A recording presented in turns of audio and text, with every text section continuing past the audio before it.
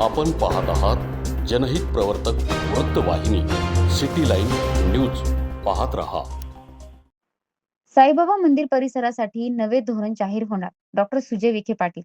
शिर्डीतील खून प्रकरणाच्या पार्श्वभूमीवर शहरातील कायदा सुव्यवस्था अधिक कडक करण्यासाठी तसेच मंदिर परिसरातील अनधिकृत व्यवसाय आणि अतिक्रमणावर कायमस्वरूपी तोडगा काढण्यासाठी महत्त्वाचे निर्णय घेण्यात येणार असल्याची घोषणा भाजपा प्रदेश उपाध्यक्ष डॉक्टर सुजय विखे पाटील यांनी केली.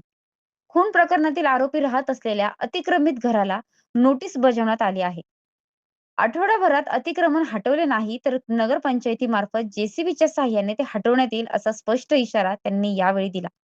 डॉक्टर विखे पाटील पुढे बोलताना म्हणाले की शिर्डीत घडलेली घटना अत्यंत दुर्दैवी असून गुन्हेगारांना कोणत्याही परिस्थितीत पाठीशी घातले जाणार नाही.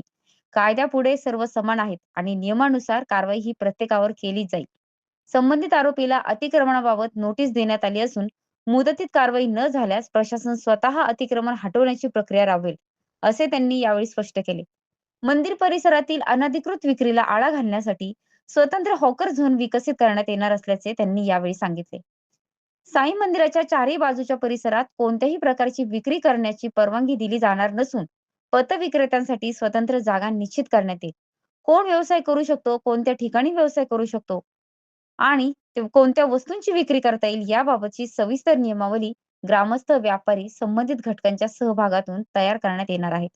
मंदिर परिसरात भाविकांची फसवणूक करणारे, जादा दर आकारणारे किंवा अनधिकृत व्यवसाय करणाऱ्या विरोधात कठोर कारवाई केली जाईल, असे सांगत डॉक्टर विखे पाटील म्हणाले की अशा प्रकरणात केवळ विक्रेत्यावरच नव्हे तर संबंधित दुकान मालक आणि जागा मालकावरही गुन्हे दाखल करण्यात येईल.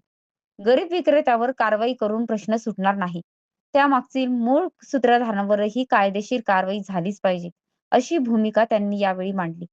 मंदिर परिसरातील फुले, प्रसाद, शाल आणि इतर पूजा साहित्याच्या विक्रीबाबत साई संस्थानाने स्पष्ट धोरण जाहीर करण्याची गरज असल्याचेही त्यांनी यावेळी नमूद केले.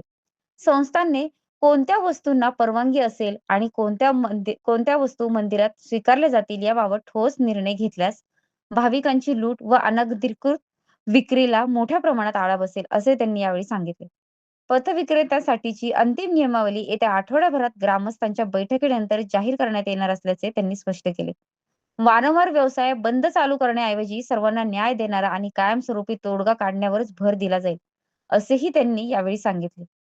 यावेळी डॉक्टर विखे पाटील यांनी शिर्डी पोलिसांच्या कामगिरीचे कौतुक करत खून प्रकरणातील आरोपींना तातडीने अटक करण्यात पोलिसांना यश आल्याचे नमूद केले. शिर्डीत गुन्हेगारी प्रवृत्तीच्या व्यक्तींना कोणतीही मुभा दिली जाणार नाही. भाविकांची सुरक्षितता, शहरातील शिस्त आणि कायदा सुव्यवस्था अबाधित ठेवण्यासाठी आवश्यक ते कठोर निर्णय राबवले जातील, असा ठाम विश्वास त्यांनी यावेळी व्यक्त केला. सिटी लाईन न्यूज साठी प्रतिनिधी रुपाली भालेराव, शिर्डी.